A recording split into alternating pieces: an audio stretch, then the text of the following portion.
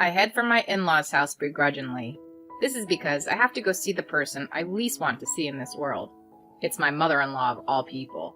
She's the mother of someone I love, but I just don't like her. Perhaps sensing my feelings, my daughter started to cry as soon as we arrived at my in-laws' house. The more I tried to get her to stop crying, the louder her voice got, as if she could sense my impatience. In that moment, "I know why the baby's crying," my nephew, my brother-in-law's son, suddenly said. "Do you know why the baby's crying?" When my brother-in-law casually asked, my nephew confidently answered, "Yes, you see." The answer to my nephew's question that no one expected would later change my fate. My name is Willow. I am 29 years old. My husband Ken and I have been married for 2 years now, and we get along every day. Since the beginning, we were more like best friends than lovers. I feel comfortable and happy enough with Ken. But there is one person who doesn't like our relationship. That is my husband's mother. My mother-in-law didn't like me very much from the beginning of our marriage. She didn't tell me this directly, but every time I saw her, she would give me a hard time. And she only harasses me when she's alone with me. She must love her youngest son, Ken, very much. Whenever I visit my mother-in-law's house and try to have a conversation with my husband in front of my mother-in-law, she gives me a cold stare. And as soon as we're alone, she would start complaining about it. "I think it's very bad taste for your wife to be affectionate with your husband in front of me. I'm Ken's mother. I'm his blood family, so can a stranger like you not get in my way? I wish he would just divorce you." And so on and so forth, as if I was the bad guy, throwing one heartless word after another. I was so shocked by these harsh words that I couldn't say anything back. I had no idea that my mother-in-law hated me so much. What should I do? I want to have a good relationship with her, but this is not good at all. I had to make sure Ken never knew about this. In hindsight, I should have talked to my husband and distanced myself from my mother-in-law right away. But at the time, I was desperate to somehow be accepted as his wife. The real hell started after that. 6 months into our marriage, my mother-in-law became obsessed with her grandchildren more than necessary. "Willow, you know, I think our heir must be a boy." One day, as soon as I showed up at my in-laws' house, she suddenly said that to me. My husband and father-in-law who were there, including myself, froze. It was Ken who spoke up on my behalf. "What's wrong with you, Mom?" "You have been married for 6 months, right? It should be time to start having a baby." "Don't talk to me like that. A child is a gift. It's not a given that you'll have a baby within 6 months of marriage, so..."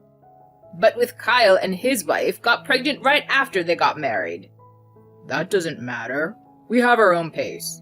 Mom, don't meddle too much." My mother-in-law is not amused by my husband's words. I deliberately pretended not to notice the occasional cold glare from my mother-in-law. Ken's brother Kyle got married 5 years ago. Shortly after that, his wife became pregnant and gave birth to a boy. My nephew, Billy, will be 4 years old soon. Billy loves to be around me and my husband, and I feel his growth every time I see him. And that's not all. Between you and me, Billy's words have saved my life many times. I think it all started when he was 2.5 years old, when he started to talk. When I was about to leave my in-laws' house, Billy said to me, "You know, Auntie, you should take a different road when you go home." "Billy, what's wrong? The usual way is no good?" "It has to be a different road." Okay, I'll take a different road today." "Yeah, use a different road." My husband had been drinking at my in-laws' house, so I couldn't ask him to drive, so I had to drive home. As I started to drive, Billy's words came back to me, so I drove home on a different road.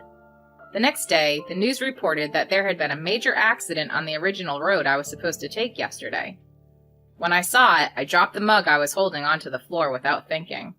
When I explained my conversation with Billy to my husband, who came running to me, he said it was just a coincidence. After that, Billy often made comments that bothered me.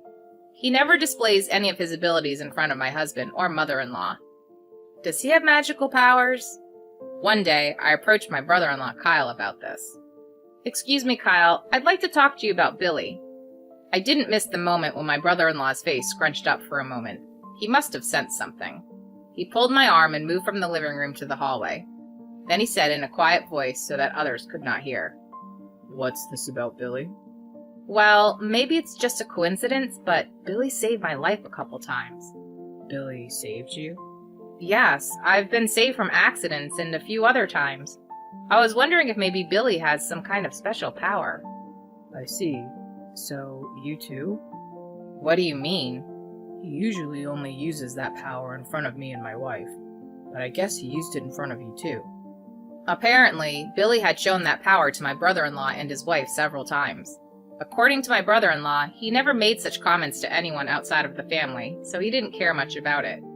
However, if this ability was revealed to the public, it would eventually become a big problem. In order to avoid such a situation, my brother-in-law and his wife were desperately trying to hide Billy's power. I was curious as to why Billy was using his power on me too. It's been almost a year since I found out about Billy's powers. I found out that I was pregnant a while ago, but I had been suffering from morning sickness and had not been able to visit my in-laws very often. I heard that my brother-in-law and his wife were coming back to visit them when we did. I was eager to see them, but at the same time, I was somewhat relieved that I wouldn't have to see my mother-in-law. In the last trimester of my pregnancy, morning sickness finally settled down. But on the other hand, my belly was getting bigger, so my daily life started to be a little bit difficult. I'm on maternity leave from work, but I have a lot of things to prepare for. You never know when your child will be born. And when I went on maternity leave, my mother-in-law called me every day. Hello, Willow? Are you taking the supplements I sent you? Well, I'm taking folic acid supplements that I originally bought myself. That's not good enough. Take the ones I sent you.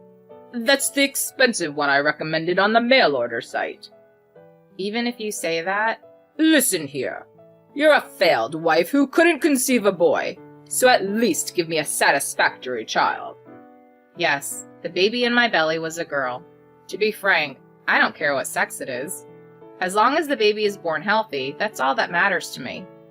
But my mother-in-law wants to have it her way, right down to the gender. It was mentally demanding just to be put under such pressure. When I told her that my baby was a girl, she was in an overly bad mood. After that, my mother-in-law's harassment escalated, and she told me to take the supplements she had prepared for me. She also started sending me books on preparing for a second child. I hadn't even finished giving birth to my first child yet. She also called me every day and repeatedly called me with heartless abuse, telling me that I was a worthless wife, that she should never have allowed us to get married, and that I should divorce her son after the baby was born. I was exhausted from the pregnancy, and my mother-in-law's words were coming back to haunt me, both physically and mentally. However, I could not tell my husband this fact. I didn't want to worry him, of course. But more than that, I was afraid of retaliation from my mother-in-law. I managed to give birth to a healthy baby girl despite my daily battles with anxiety. In fact, she was so lovely that I did not care about my mother-in-law's words when I gave birth to her. On this day, 1 month later, my husband was driving me to my in-laws' house. There was only one reason: to show them my daughter. My brother-in-law and his wife and Billy would also be there today. I was afraid of what my mother-in-law would say, but I was looking forward to see my father-in-law and my brother-in-law's family for the first time in a while, more than anything else. But when we arrived at my in-laws' house, I found it difficult to walk to the garage. I wondered what my mother-in-law would say to me again. If it was just me, it's fine, but if she hurt my daughter too as she grew up, I couldn't stop thinking about that. However, what had come to pass had been done. I head for my in-laws' house begrudgingly. Fortunately, it was my brother-in-law, not my mother-in-law, who greeted us. My brother-in-law and his family had also arrived about 30 minutes earlier, and my in-laws were playing with Billy in the living room. When my mother-in-law saw me, she glared at my daughter. Then, as if sensing something, my daughter started to break down. I don't know what happened. I had given her milk in the car earlier, and she had been sleeping when I arrived. My husband wondered what was wrong, but my father-in-law tried to reassure us by saying, "It's just that she's in a different place than usual." I tried my best to soothe her, but she just wouldn't stop crying. My mother-in-law sighed loudly and looked at me in annoyance, and as she walked by me, she mumbled, "This is why girls are no good." At that moment, I felt a surge of anger that I had never felt before. No matter how much I loved her son, I just couldn't forgive her for this comment. What the hell was wrong with her? Why does it matter what sex she is? What is that attitude when your grandchild is born safe and sound? Enough already. I'll never show my face here again. I just need to endure this for one day, I thought, trying desperately to suppress my resentment. Then, I know why the baby's crying. Billy, who had been happily playing with his toys, suddenly said something like that. I immediately looked at my brother-in-law and exchanged eye contact. I thought to myself, maybe he's activating his power. My brother-in-law casually asked, "Do you know why the baby's crying?" Billy confidently opened his mouth. She's crying because she feels sorry for Auntie. My husband was the first to react to his words. Billy, what do you mean? Is that what the baby is saying? Yep, the baby is telling Grandma to stop bullying her mom. At the mention of the word bullying, everyone in the room turned to look at my mother-in-law, and then my mother-in-law started shaking, and then said in a muffled voice, "What's wrong with this child? So weird." Billy continued without caring about the situation. Grandma has been being mean to Auntie for a long time, and that baby had known it from the time she was in her belly, and that she had always hated it. My husband responded to Billy's words with a straight face. Billy, is that true? Yes, it's true. The baby says she couldn't even tell her daddy because he's too nice to her. The baby is saying, "Daddy, please help Mommy." I see. Thank you. Billy, you made me finally realize it too. My husband stroked Billy's head and gave him a gentle smile. Then he turned his head back to his mother and his expression changed to that of a demon. He could hear his mother's voice, but he didn't care and started to yell at her. Mom, is it true what Billy just said? No, it's not true. I don't know anything about that. You're insane to believe anything a child says. I'm going to ask Willow for the facts right here and now, okay? Of course it's okay. Willow knows the truth. I've never been mean to you, have I? My mother-in-law drags her face and makes eye contact with me as if she's trying to get me to cover for her. I realized for a moment that I was intimidated, but at the same time, all the times my mother-in-law had sneered at me came rushing back to me. If there was ever a time to admit everything, I thought it was now. I looked my husband straight in the eye and said, "Ken, I'm sorry I didn't tell you before. Your mother has been bullying me ever since we got married." I knew it.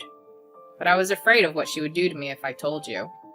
Thank you for telling me. I'm sorry I didn't notice. I shook my head and my husband hugged me and my daughter. Then he turned to my mother-in-law and said something I've never heard him say before.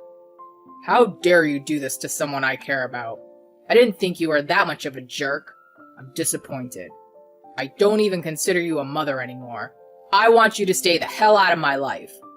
No. Please, Ken, it's not what you think. This is a misunderstanding. Misunderstanding? Why would Willow lie about this? I know for a fact that you've been bullying Willow. You should be ashamed of yourself as a mother. You knew that if you did that, your family would be disgusted with you. Because Willow took you from me, and because the baby wasn't a boy, so I did it for you. For me? If that's what you think, then don't ever get involved with us again. My life will be ruined because of you, Mom. And what's wrong with your grandchild being a girl? Don't force your selfish desires on me. Ken, please listen to me. I don't want Willow to feel any worse. If it's between you and Willow, I'll take Willow over you any day. I'm not going to continue a family with a piece of shit like you. I'm cutting you out of my life forever. Ken, no, don't say that. Don't say that. My mother-in-law sobbed and clung to my husband's feet. He looked at her with disdain. After that, my husband declared that he would cut ties with his mother, just as he had said. In response, my father-in-law and brother-in-law also announced that they would sever ties with my mother-in-law. My father-in-law forced my mother-in-law to divorce him and kicked her out of the family home. My mother-in-law had no money and nowhere to go, so she had no choice but to go back to her parents' house. However, my mother-in-law, who can barely make ends meet, is now treated like a housekeeper. It's the best ending she could have deserved. Karmic retribution. She should suffer at best until the day she admits her wrongs. We, on the other hand, still visit my father-in-law and brother-in-law and their families. Billy's magical powers seem to be diminishing by the day, and these days he almost never speaks of them. They say that babies and animals can see what adults can't see, but it may not be true. Even if what Billy has said so far is just a coincidence, it is true that his words have saved my life. I am now living a happy life thanks to Billy without a doubt. I hope one day to tell my daughter about his magical power.